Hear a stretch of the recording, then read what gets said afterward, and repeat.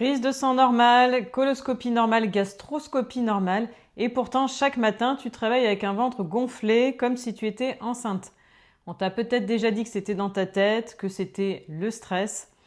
Donc reste avec moi parce que dans les 10 prochaines minutes, je vais te montrer noir sur blanc pourquoi des analyses parfaitement normales n'excluent absolument pas ce qui te fait souffrir et ce que ton médecin, lui, ne cherche pas.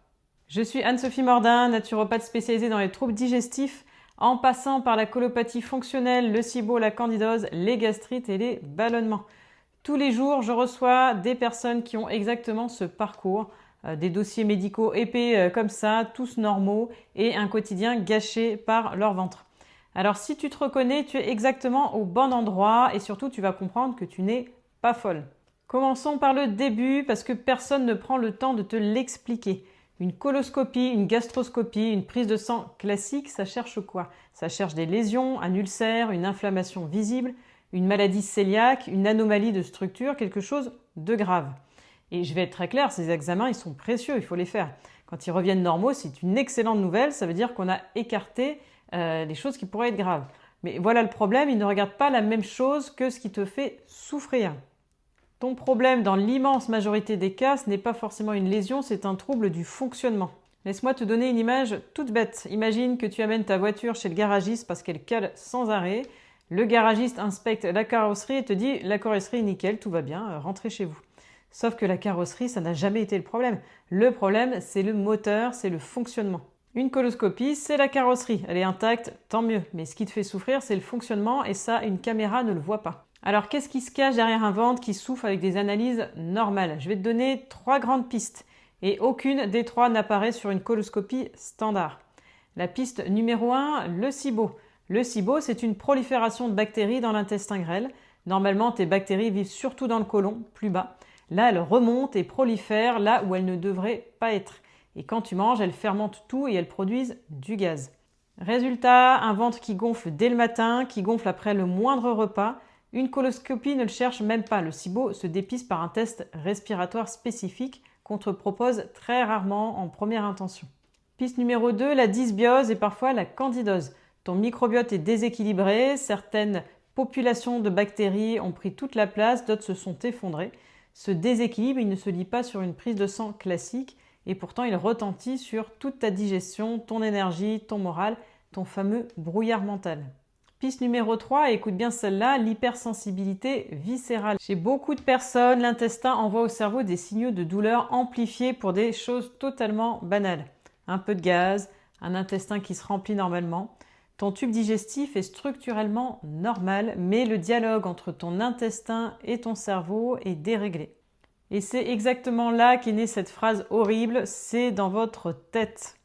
Alors oui, il y a un lien avec le cerveau, il passe par le nerf vague, par ce qu'on appelle l'axe intestin-cerveau. Mais ça ne veut pas dire que tu inventes, ça ne veut pas dire que tu exagères. Ça veut dire qu'il y a un vrai mécanisme physiologique, réel, mesurable et surtout sur lequel on peut agir. Donc quand on te dit c'est le stress, c'est dans votre tête, comme si c'était une fin de non-recevoir, c'est faux. Le lien avec le stress n'est pas une porte fermée, c'est une porte d'entrée. Alors comment on fait concrètement quand les analyses ne montrent rien?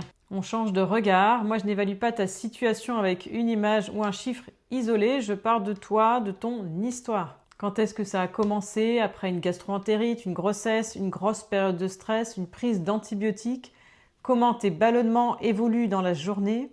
Qu'est-ce qui déclenche tes crises? Comment tu dors? Comment tu vas émotionnellement? Tout ce qu'on balaie d'un « c'est dans votre tête » quand personne ne creuse. Ça devient une véritable carte de ton terrain quand on prend le temps d'écouter.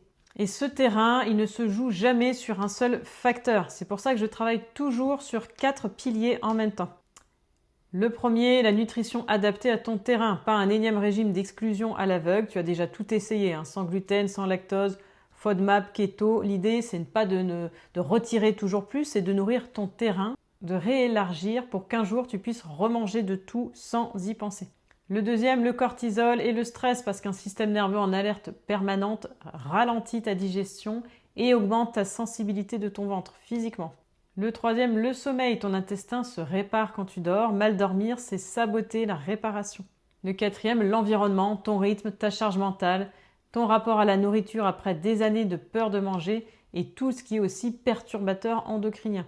Aucun de ces piliers seul ne suffit. C'est en les travaillant ensemble que ton terrain se rééquilibre et que le confort revient. Je veux terminer sur quelque chose que j'entends à presque chaque premier rendez-vous. Je suis foutu, ça ne partira jamais, je me suis résigné. Cette résignation, elle ne vient pas de ton corps, elle vient de toutes ces fois où on t'a renvoyé chez toi sans réponse.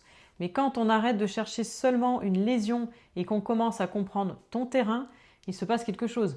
Le brouillard se lève, le ventre dégonfle, tu commences à te sentir légère et à te sentir normale.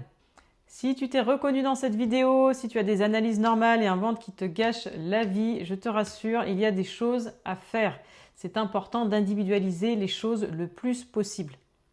Abonne-toi à la chaîne pour ne rien rater des prochaines vidéos et retrouve-moi tous les jours sur Instagram sur Naturory.